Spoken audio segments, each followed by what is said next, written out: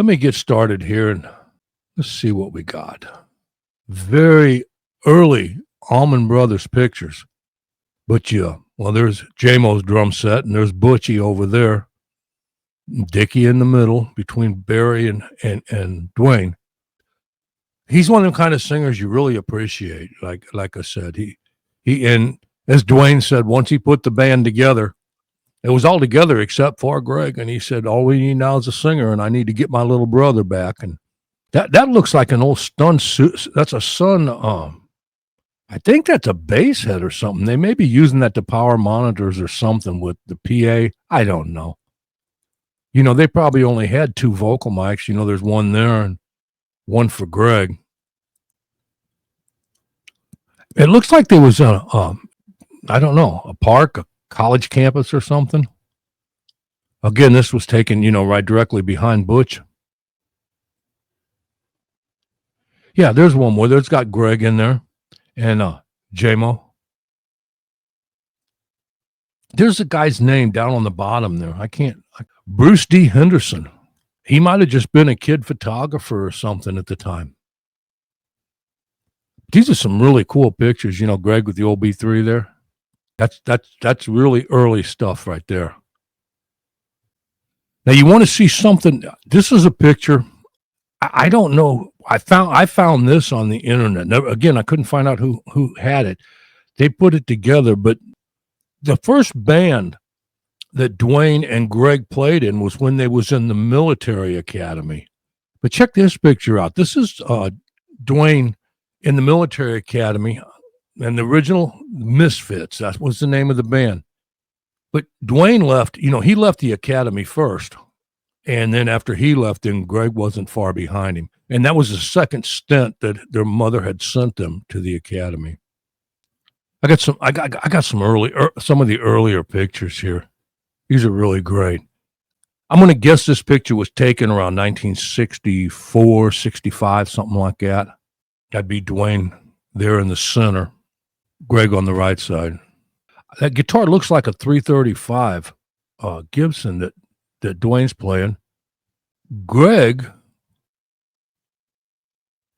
I think that's like a Fender Mustang with, just had 2 pickups on it, real, what can I say? It was a step underneath the Jazzmaster Strat and Tully. What's this? Oh, you grew up hi, Tom. Grew up in Gainesville. Okay. You probably got a lot of good stories. Here's a cool story about Duane and Greg and Dickie after they got together. Greg said the reason he always set up on the side of the stage by Duane's side was because when Greg or Duane loved the sound of the 50-watt Marshall. That's what he used a lot. And, naturally to get that sound, you had to turn them up on 10. Well, Dickie liked the sound too, but he liked 100-watt Marshalls.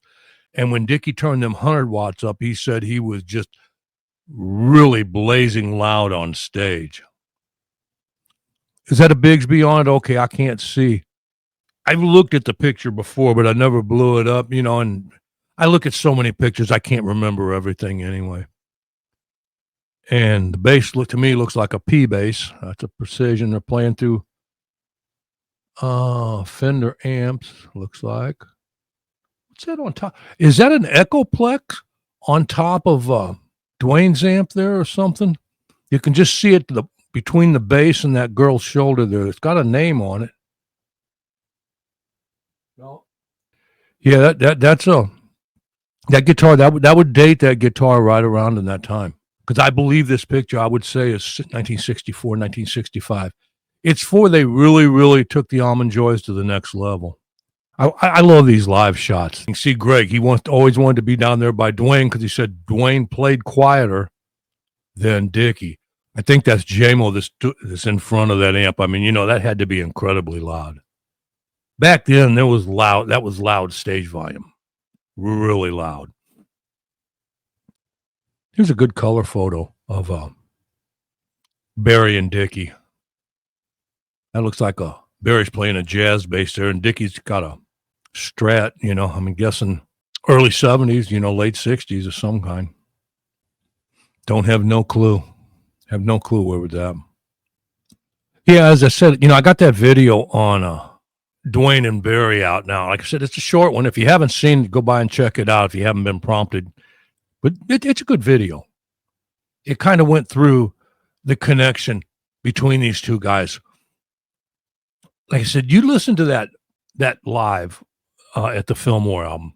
Barry just seemed to follow Duane. He would be playing bass notes, and then Duane would go up into something, and Barry would just follow him.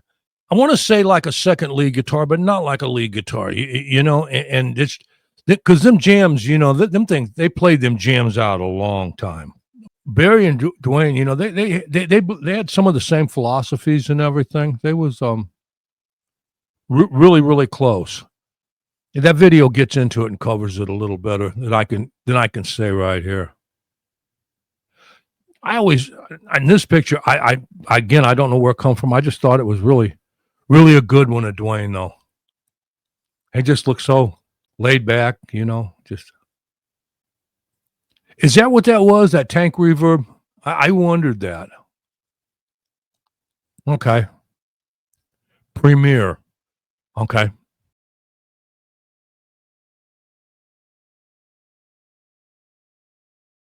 Thanks, Joe. I haven't seen that.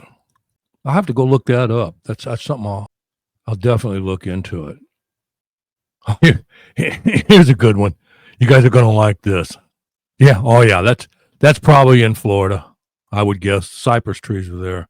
We all know the Allman Brothers was no angels. We know that. That's for sure. There's some mug shots on them. Now, I don't know why J-Mo didn't get caught up in this. Speaking of the Allman Brothers, and them boys was they's pretty wild.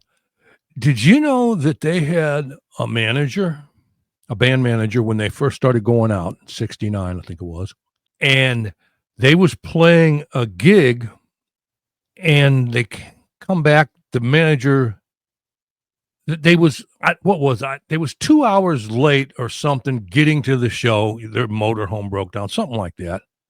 The guy shortchanged them. Well, they get back to the places, wherever they was staying at.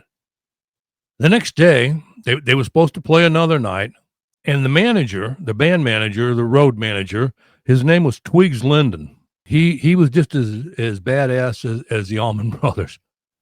And he went back there, and the club owner, pretty much wasn't going to take any crap from this long-haired guy. And Twigs pulled out a 10-inch hunting knife and killed him right there. And the Allman Brothers, all they could do was get a lawyer. They had to leave him there. He finally got out of it. The lawyers got him out of it for some, I don't remember how, I don't know the story. It's a story I'd love to go back through and reread again and everything and tell it.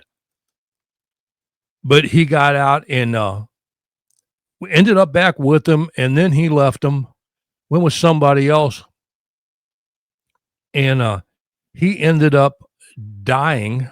He ended up dying like 10 years later. He jumped out of an airplane, and his parachute didn't open, and he hit the ground, killed him. But his name was Twigs, Twiggs Lyndon, Lyndon. If you want to look him up and just read about him, but he was their early manager.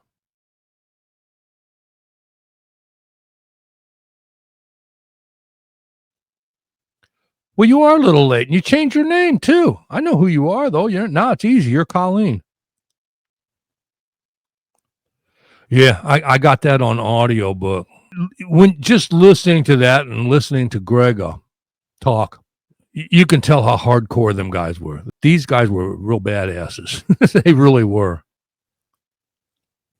It's kind of a backstage shot of Butchie and Duane standing there in front of his Marshall. I have no clue where this was at or anything. It looks like a outside fair or something, because that ceiling is really, really low for a big concert. These guys was It was just something special in them early years. Like I said, after Duane died, Barry didn't handle it real well. You know, when you got Greg Allman telling you that Barry just drank too much, and you know how Greg drank, he just never recovered. And they did a good job, the band back together and keeping it going after Duane and Barry had passed. And the band did sound good, and they kept it going all through the years. And it did. You know, they ended up with Warren Haynes playing with them for a while, and Derek Trucks. Oh, God, I can't think of that bass player's name. Escaped me. Anybody remember the bass player's name that took over? Otel Burbridge. Thank you. Yes. Yep. Good, great bass player. These were just some clips from our Wednesday night hour-long live stream. Stop by next Wednesday night and join in as we talk about all your favorite bands and musicians from the 60s and 70s. Don't forget to subscribe and hit the like button on your way out, or watch one of our short documentary videos we have here on the channel. Thanks.